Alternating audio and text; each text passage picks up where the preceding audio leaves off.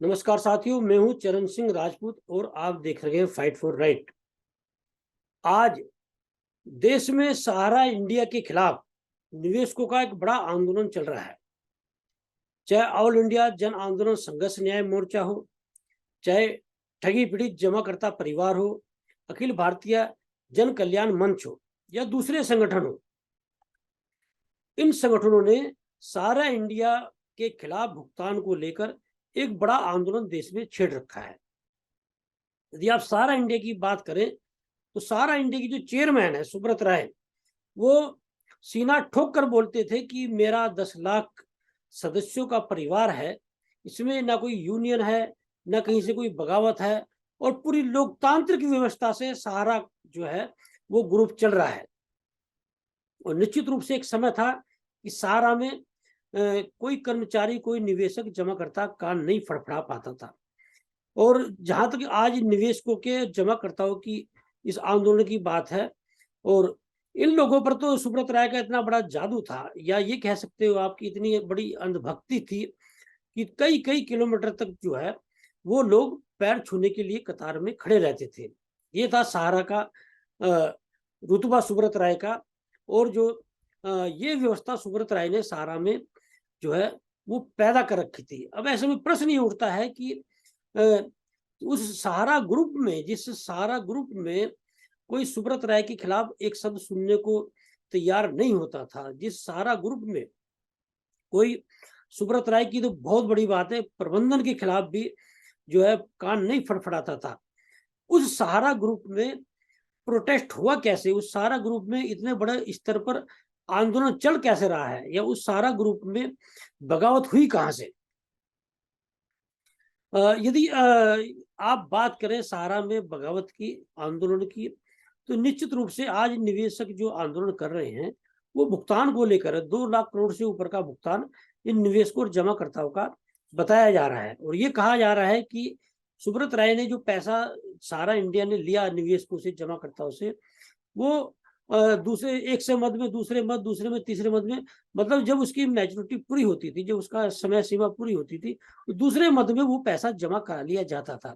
मतलब अधिकतर पैसा जो है वो वापस नहीं हुआ है, वो लालच देकर लोक लुभावनी योजनाओं के नाम पर वो जमा कराया जाता रहा है। निश्चित रूप से आंदोलन इन परिस्थितियों में होगा ही। लेकिन आंदोलन सहारा में हुआ कैसे, मैं इसकी आज आप लोगों को जानकारी देता हूं। सहारा में आंदोलन शुरू हुआ है, वो हुआ है सहारा मीडिया से। ये बात 2014 में जब सुब्रत राय को सुप्रीम कोर्ट के आदेश पर तिहाड़ जेल में बंद कर दिया गया सहारा सेवी के मामले में, तो 2014 के सुब्रत राय की एक बहुत बड़ी पॉलिसी रही है शुरू से ही कि वो ये दर्शाते हैं सहारा ग्रुप में कि मेरे बिना कुछ नहीं है।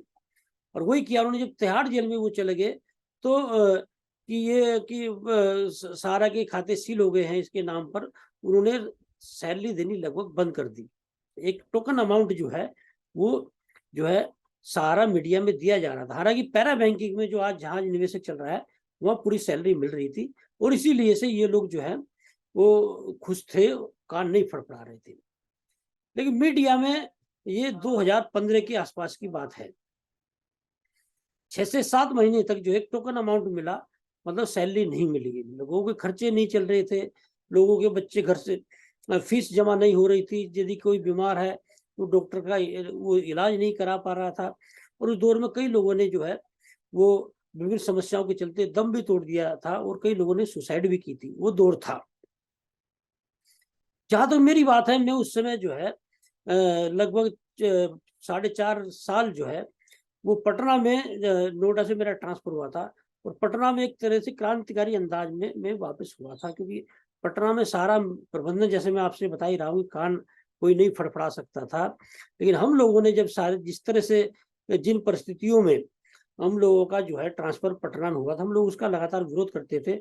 एक तरह से मैनेजमेंट से दो दो हाथ करके मैं पटना से नोएडा में आया था, और मैंने पटना से ही संकल्प ले लिया था कि सारा सहारा की जो अराजक नीतियां हैं, प्रबंधन की जो दमनकारी नीतियां हैं, और कर्मचारियों को जो दबा के रखने की जो सहारा में नीतियां हैं, उनके खिलाफ मैं मोर्चा खोलूंगा। ये संकल्प लेकर मैं पटना से आया था। और जब मैं नोएडा में आया, मैं आपको बता दूं कि उस समय तत्कालीन ग्रुप एडिटर रणवीर सिंह ने जो, मैं प्रिंट मीडिया की बात कर रहा हूँ क्योंकि मैं प्रिंट मीडिया में रहा हूँ, ऐसा माहौल बना रखा था कि पटना यूनिट को जो है एक तरह से काला पानी की सजा के रूप में जो है यहाँ प्रचारित कर रखा था नोएडा में।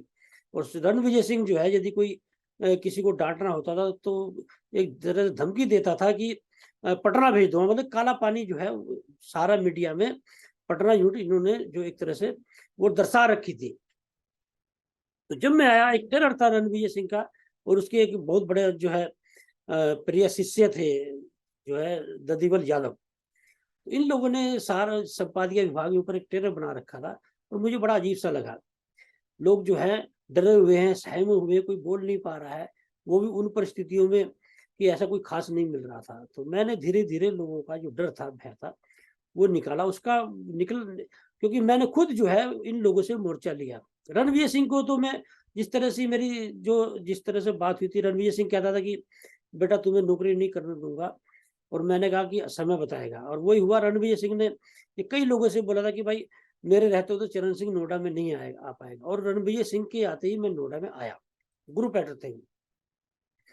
साथ में ये मैं क्लियर कर दूं, उस समय जो विजय राय आज ग्रुप एडिटर हैं प्रिंट मीडिया में, उनका जो है नोएडा वापसी में मेरा काफी योगदान रहा था। मैं उनके व्यवहार की संवेदनशीलता की सराहना करता हूँ।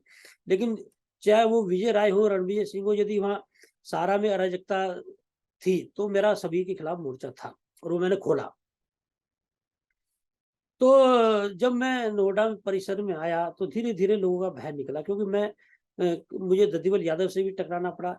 और रणविजय सिंह तो उस समय जब मैं जिस तरह से मेरा वहाँ रुखता रवैया था, रणविजय सिंह मुझसे बात नहीं कर सकते थे उस समय। और जिस तरह से हम लोग कई बार सोफे पे बैठते थे, लोग जो है डर के चले जाते थे, लेकिन मैं नहीं उठता था, और वो जो मुंह बना के निकल जाते थे। तो ये दौर नोएडा में शुरुआत धीरे धीरे भय लोगों का निकला सहारा से, क्योंकि लोग परेशान थे लंबे समय से, और रणविजय सिंह की अराजकता से लोग ज्यादा परेशान थे, प्रिंट मीडिया में विशेष रूप से। तो जब 2015 में सैलरी मिलनी बंद हो गई प्रिंट या इलेक्ट्रॉनिक मीडिया में, दोनों में, तो इलेक्ट्रॉनिक मीडिया के हमारे साथी जो है परिसर में आए, उन्होंने प्रोटेस्ट किया। उन्हें किसी तरह से समझा के भेज दिया गया, फिर दोबारा उन्होंने प्रोटेस्ट किया। तो प्रिंट मीडिया में फिर ब्रजपाल चौधरी जो है उस समय थे संपादकीय विभाग में, वो आज देहरादून में है। तो हालांकि प्रोटेस्ट में जब आंदोलन हुआ तो उन्होंने मैनेजमेंट से उनकी मजबूरी समझौता कर लिया, लेकिन उस समय ब्रजपाल चौधरी का रूप ठीक ठाक था। ब्रजपाल चौधरी से मेरी बात हुई और संपादकीय विभाग से, तो फिर मोर्चा खोला प्रिंट मीडिया ने, और वो ऐसा मोर्चा खोला कि हम लोगों ने कहा भाई या तो सैलरी दो, नहीं तो प्रोटेस्ट होगा। और प्रोटेस्ट हुआ, और प्रोटेस्ट ऐसे हुआ कि शाम आते आते इलेक्ट्रॉनिक मीडिया जो सारा टीवी बंद कर दिया गया। और उस दिन जो है, चाहे वो नोएडा का अखबार हो, देहरादून का हो, आपका लखनऊ का हो, वाराणसी का हो, या कानपुर का हो, पटना को, उस दिन जो है वो 2-4 कॉपी भले ही छपवा ली गई हो, लेकिन अखबार उस दिन नहीं निकला। बड़ा प्रोटेस्ट था। आप सारा में एक तरह से जैसे आजादी की लड़ाई में 1857 का स्वतंत्रता संग्राम जैसे बोलते हैं, जो क्रांति थी 1857 की, तो सारा में आप उसे 1857 क्रांति का रूप भी बता सकते हैं, क्योंकि उस समय समाजवादी पार्टी की सरकार थी, अखिलेश यादव, मतलब समाजवादी पार्टी की सरकार का मतलब समाजवादी पार्टी की सरकार, सहारा की सरकार। और सुब्रत राय के सुना कि अखिलेश यादव पैर छूते थे। तो उस समय सहारा की खुद की सरकार, उसके खिलाफ मोर्चा खोलना, वो भी नोएडा में बहुत बड़ी बात थी। ब्रजपाल चौधरी हम लोगों ने मोर्चा खोला, और सारे लोगों ने, चाहे वो प्रिंट मीडिया के हो या इलेक्ट्रॉनिक मीडिया हो, सबने लामबंद होकर उस आंदोलन में साथ दिया। वो निश्चित रूप से मीडिया का देश में सबसे बड़ा आंदोलन था, क्योंकि प्रिंट मीडिया में एक दूसरे के आंदोलनों को, एक दूसरे के प्रोटेस्ट को दिखाते नहीं दिखाया गया। भड़ासपुर मीडिया ने थोड़ा उसमें दिखाया था, लेकिन वो बड़ा आंदोलन था। 3 से 4 दिन आंदोलन चला। 3 से 4 दिन में इलेक्ट्रॉनिक मीडिया रहा हो या प्रिंट मीडिया हो, पूरी तरह से ठप रहा। तो ब्रजपाल चौधरी को उस समय तत्कालीन सीईओ थे राजेश कुमार, वो बड़े मैनेजमेंट के करीबी थे, हालांकि बहुत लिबरल थे जिस तरह से उनका रवैया था। तो ब्रजपाल चौधरी को उन्होंने विश्वास में लिया। मैं नहीं कह सकता हूँ कि क्या कारण रहे होंगे, क्या मजबूरियां ब्रजपाल चौधरी की रही होंगी। सुब्रत राय के एक लेटर पे, उसमें कोई सैलरी नहीं दी गई थी, एक भावनात्मक लेटर था, उस पर आंदोलन तुड़वा दिया गया। कुछ लोग नाराज हुए, कुछ लोगों ने उस आंदोलन के बाद में इस्तीफा भी दे दिया। और मैं तो उसकी बड़ी नाराजगी ब्रजपाल चौधरी के प्रति मेरी हुई। मैंने स्पीच भी दी, मैं जाने वाला नहीं वापस हो रहा था, लेकिन राजेश कुमार से मेरे कुछ ऐसे संबंध थे, उन्होंने मनाया। हम लोग सुब्रत राय को उस पत्र पर, आश्वासन पर काम करना लगे। सुब्रत राय कभी अपने आश्वासन पर खरे नहीं उतरे हैं, और वही हुआ। जब वो वेतन देने के नाम पर अपने आश्वासन पर खरे नहीं हुए, तो फिर दूसरा आंदोलन हुआ। दूसरा आंदोलन हुआ शशि राय और गीता रावत की अगुवाई में। हम लोग भी आंदोलनकारी थे, हम लोगों को भी आमंत्रित किया, हम लोग भी आंदोलन में थे। मुख्य रूप से जो मुख्य लोग थे आंदोलनकारी, उनमें हम भी थे। लेकिन वो आंदोलन शशि राय और गीता रावत की अगुवाई में हुआ। उस आंदोलन में जब रूप बढ़ा लिया, तो उसी आंदोलन के दौरान सुब्रत राय ने प्रतिनिधि मंडल तिहाड़ जेल में बुलाया। उस प्रतिनिधि मंडल में मैं भी मुख्य रूप से था। शशि राय था, गीता रावत थी, और मोहित श्रीवास्तव थे, मुकुल राजवंशी था, उत्पल कौशिक था, मतलब कई लोग थे हमारे साथी। उसमें 12 जो है आंदोलनकारियों का प्रतिनिधि मंडल तिहाड़ जेल में सुब्रत राय से मिलने गया था। तो उस समय जब ये हम लोग प्रतिनिधिमंडल हमारा मिला, तो उसी समय सुब्रत राय ने एक पत्र लिखा था, जिसकी मैं बार बार चर्चा करता हूँ, कि भाई आपका स्वाभिमान जेल में बंद है, उसे छुड़ाइए। मतलब आर्थिक मदद कर्मचारियों से सुब्रत राय ने उस पत्र के माध्यम से मांगी थी। तो उस पत्र पर सारा सुब्रत राय की कितनी अंधभक्ति थी लोगों में, या मैं निष्ठा भी उसे बोल सकता हूँ। किसी ने अपनी पत्नी के जेवर बेच के, किसी ने पेट काट के, किसी ने कर्जा लेकर सुब्रत राय को पैसा दिया। और मेरी ये जानकारी में बाद में मुझे जानकारी हुई कि लगभग 1250 करोड़ रुपए सहारा में सुब्रत राय के उस पत्र पर जमा हुआ था। तो जब हम लोग प्रतिनिधिमंडल मिला, तो सुब्रत राय से बहुत लंबी बातें हुई। और जब मीडिया की बात पैसे की है, तो सुब्रत राय ने शुरू में हनक में बोला कि सहारा में एक ही नेता है, वो है सुब्रत राय, कोई नेता बनने की कोशिश ना करे। लेकिन हम लोगों ने जिस तरह से बातें रखी, सुब्रत राय किसी बात का जवाब नहीं दे पाए। उन्होंने बोला कि मीडिया तो मैं आप लोगों के परिवार के लिए चला रहा हूँ, मीडिया मेरा घाटे में चल रहा है। उस समय मैंने सुब्रत राय को बहुत बेबाक रूप से जवाब दिया था कि सर, उस 22 साल मेरे भी होने जा रहे हैं सहारा में, वही नेतृत्व आपका शुरू में था, वही आज है। 3 से 4 लोग आपके नेतृत्व करता है। यदि मीडिया घाटे में चल रहा, तो ये नेतृत्व आपने हटाया क्यों नहीं? या ये 10, 12, 15 हजार पाने वाले आज 4, 5, 5 लाख रुपए कैसे पा रहे हैं? तो सुब्रत राय के पास कोई जवाब नहीं था। सीधा सीधा मतलब है कि सुब्रत राय ने कुछ अधिकारी पाल रखे थे, उनके नाम पे वो मीडिया को ढाल बना के चल रहे थे, और कि घाटे में चल रहा है ये कहकर जो है एक तरह से कर्मचारियों का शोषण ही था। तो जब सुब्रत राय चारों ओर से घिर गए, काफी बातें हुई बहुत, बल्कि मैंने तो यहाँ तक बोल दिया कि सर, हम आपसे पैसे नहीं मांगने आएंगे, ये मीडिया हम लोग चला लेंगे, ये जो आपके महंगे अधिकारी हैं, इन्हें आप पैसा दो या मत दो, अपने पास रखिए। सुब्रत राय उस बात पर हंसना लगे, क्योंकि मैं जानता था कि सुब्रत राय के सब पाले हुए ये, क्योंकि सरगना तो खुद सुब्रत राय हैं, सूत्रधार तो सुब्रत राय हैं, ये तो सब उनके मोहरे हैं।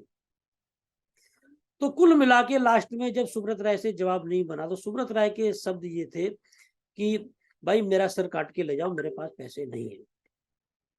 हम लोग आए, उसी समय सहारा परिसर में टेंट हम लोगों ने गाड़ रखा था, और मैंने स्पीच दी थी कि यदि अराजकता के खिलाफ, अन्याय के खिलाफ, अत्याचार के खिलाफ आवाज उठाना नेतागिरी है, तो आज सब नेता हैं।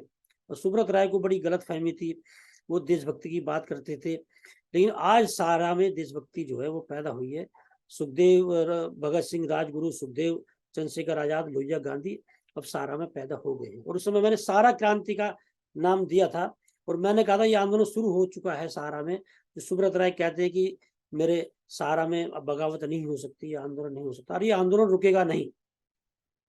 और वही हुआ, वो आंदोलन हुआ। लेकिन उस आंदोलन में जो उपेंद्र राय को सुब्रत राय लाए, उस शशि राय का रिश्तेदार था उपेंद्र राय, और शशि राय को जो है वाराणसी का संपादक का आश्वासन देकर वो आंदोलन तुड़वा दिया गया। हालांकि 1 महीने की सैलरी उपेंद्र राय ने उसमें दी थी, लेकिन शशि राय जो आंदोलन के बाद में वाराणसी के जो संपादक बने, वो सीधे सीधे जो है आंदोलन से गद्दारी थी। या शशि राय को ये समझ लेना चाहिए, जो आंदोलन करता है किसी भी कंपनी में, वो कभी मैनेजमेंट का आदमी नहीं हो सकता है, या ज्यादा दिन नहीं चल पाएगा। और वही हुआ, कुछ दिन बाद में शशि राय को भी हटा दिया गया। तो लेकिन उपेंद्र राय से फिर मेरी जो है, जब उन्होंने सैलरी मिलनी बंद हो गई, उपेंद्र राय ने ये भरी सभा में बोला, मैं वादा नहीं कर रहा, मैं वचन दे रहा हूं कि आप लोगों को हर महीने में सैलरी देता रहूंगा। लेकिन जब 2-3 महीने के बाद में सैलरी नहीं मिली कर्मचारियों को, मीटिंग हुई, तो ये बात मैंने बोली थी उपेंद्र राय से कि आपने वादा नहीं किया था, वचन दिया था, कहाँ है आपका वचन। तो उपेंद्र राय चारों ओर से घिर चुके थे। तो उपेंद्र राय उस समय फिर वो इस्तीफा देकर चले गए थे कि भाई सारा श्री नहीं दे रहे तो मैं कहाँ से दूं। और उपेंद्र राय का ये कहना था कि मैंने अपने घर से भी काफी पैसा सारा में लगा दिया है। लेकिन फिर से अब फिर उपेंद्र राय आए थे, दो तिवारा आए थे यहाँ पर। तो तीसरी बार जो है कुछ दिन रहने के बाद में सुमित राय को फिर मीडिया हेड बना दिया गया और उन्होंने अपना भारत एक्सप्रेस के नाम से एक चैनल नया खोल लिया है। ये दूसरे आंदोलन की बात है। एक फिर तीसरा आंदोलन शुरू हुआ। वो आंदोलन शुरू था मोहित श्रीवास्तव और गीता रावत की अगुवाई में। उस आंदोलन में एक बड़ा खामियाजा आंदोलनकारियों को निभाना जो है उठाना पड़ा, भुगतना पड़ा। उसमें कुछ 22 लोगों का टर्मिनेशन उस आंदोलन में हुआ था। हालांकि बड़ा आंदोलन हुआ, उसमें जंतर मंतर पे भी प्रोटेस्ट हुआ। जंतर मंतर पे कि हमारे एक साथी ने कि सुब्रत राय चोर है, ये नारा लगा दिया था, जो आज पूरे देश में गुज रहा है कि सुब्रत राय चोर है। वो सुना कि मैनेजमेंट ने वो बात सुब्रत राय के पास पहुंचा दी कि मुझे चोर कैसे कह दिया। उसके चलते 22 लोगों का उस आंदोलन में टर्मिनेशन हुआ था। बड़ा खामियाजा आंदोलनकारियों को भुगतना पड़ा था। उसमें मैं कहीं ना कहीं नेतृत्वकर्ता की भी थोड़ी कमी बताऊंगा, क्योंकि कभी मैनेजमेंट से मिलकर आंदोलन नहीं किया जा सकता है। जैसे यूनियन बनने की कवायद शुरू हुई थी, तो मोहित श्रीवास्तव और गीता रावत और इनके जो कर्णधार लोग थे, विजय राय के पास जाकर बैठ के वो सारी बातें शेयर करते थे। और विजय राय मैनेजमेंट के आदमी थे, तो कैसे आप यूनियन की बात। और वही हुआ कि कानपुर से रमेश अवस्थी ने उसी यूनियन को तोड़वा दिया, वाराणसी के और कानपुर के साथी को विश्वास में लेकर। और जो है जब यूनियन की कवायद शुरू हो गई थी, निश्चित रूप से सुब्रत राय को बुरा लगना ही था। उसमें 22 लोगों का टर्मिनेशन हुआ और फिर 27 लोगों का टर्मिनेशन जो है वो कॉमर्शियल प्रिंटिंग से हुआ था। तो हम लोगों ने गेट पे बैठ के जो बकाया था तो हम लोगों ने उस समय निकाल लिया था। प्रिंट मीडिया में जो कॉमर्शियल प्रिंट के हमारे साथी थे, उनका किसी ने साथ नहीं दिया, लेकिन मैं उस समय स्वामी अग्निवेश के साथ मिलके मजदूरों की लड़ाई लड़ रहा था, तो मैं खड़ा हुआ। लेकिन हम लोगों ने प्रिंट मीडिया से जुड़े हुए कॉमर्शियल प्रिंटिंग के साथियों का भी गेट पे बैठ के बकाया निकलवाया। तो ये आंदोलन जो है जो सारा मीडिया से शुरू हुआ था। अब मैं बात करता हूँ निवेशकों और जमाकर्ताओं की। ये निवेशक और जमाकर्ता उस समय जो सारा मीडिया में आंदोलन चल रहा था, इस समय परिस्थितियां तो नहीं, लेकिन कहने में कोई हिचकिचाहट नहीं होनी चाहिए। ये लोग उन लोग आंदोलनकारियों का मजाक बनाते थे और ये लोग उस आंदोलन से सहमत नहीं थे, क्योंकि इन लोगों को उस समय पैसा मिल रहा था। लेकिन हम लोगों ने कहा था कि ये परिस्थितियां सबके सामने आनी है। जैसे आज जो लोग आंदोलन कर रहे हैं, उनको देखते हुए जो लोग जिन्हें थोड़ा बहुत पैसा मिल रहा है या काम कर रहे हैं, वो उनकी ये कहीं मजाक बनाते हो या उन्हें देख रहे कि ये तो लड़ ही रहे हैं। आज जो स्थिति पैरा बैंकिंग के निवेशकों जमाकर्ताओं के साथ आई है, वो स्थिति जो लोग काम कर रहे हैं विभिन्न विभागों में सारा में, वो सबके सामने आनी है। अभी प्रिंट इलेक्ट्रॉनिक उसके सारा मीडिया में फिर अभी आंदोलन हुआ था, उसमें कुछ लोग साथी हमारे फिर टर्मिनेट हुए हैं। तो धीरे धीरे करके जो लोग आवाज उठाएंगे उन्हें टर्मिनेट किया जाता रहेगा। और जो कायर और जो भीरू लोग हैं, जो डरपोक लोग हैं, जो लालची लोग हैं, वो तमाशा देखते रहेंगे। आज सारा में समय तमाशा देखने का नहीं है, आज हक की आवाज उठाने का है। और निश्चित रूप से मैं आज इस कार्यक्रम के माध्यम से बता दूं, जो लोग हक की आवाज नहीं उठा पा रहे हैं, उन्हें पैसा मिल नहीं पाएगा, चाहे वो पीएफ का पैसा हो, चाहे वो बकाया हो। और सैलरी भी ज्यादा दिन तक इस तरह से सारा में मिलनी बहुत मुश्किल है। जहाँ से दबाव होता है वहां सैलरी मिल जाती है, या निवेशकों जमाकर्ताओं को भी जब ज्यादा दबाव जहां पर होता है वहां पैसा मिल जाता है। संपत्ति की कमी नहीं है सारा में, पैसे की कमी नहीं है, वो कमी है नियत की। तो आंदोलन निश्चित रूप से जो सारा में क्रांति हुई थी, ये बहुत बड़ी क्रांति होगी। और मेरा मानना है ये है कि जिस तरह से संगठन एकजुट होकर लड़ाई लड़ रहे हैं, निश्चित रूप से आंदोलन के बल पे निवेशकों और जमाकर्ताओं को पैसा मिलेगा और मिलना भी चाहिए। और हम लोग भी जो है इन आंदोलनकारियों के साथ में हैं।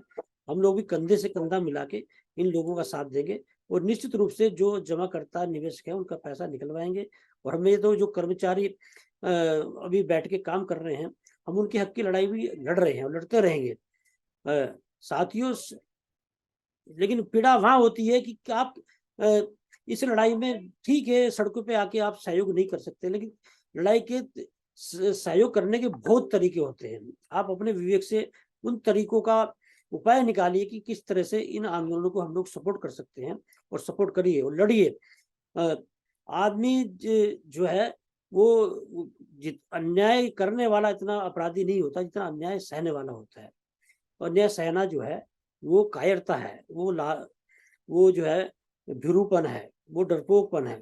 तो इस कायरता से, डरपोक से निकलिए और हक की लड़ाई लड़िए। मैं सारा इंडिया के अपने जितने भी साथी डरे हुए हैं, कमजोरी दिखा रहे हैं या जिन्हें भुगतान नहीं मिल रहा है, वो उनसे आह्वान करना चाहूंगा, हक की लड़ाई लड़िए और हक की लड़ाई लड़नी ही चाहिए।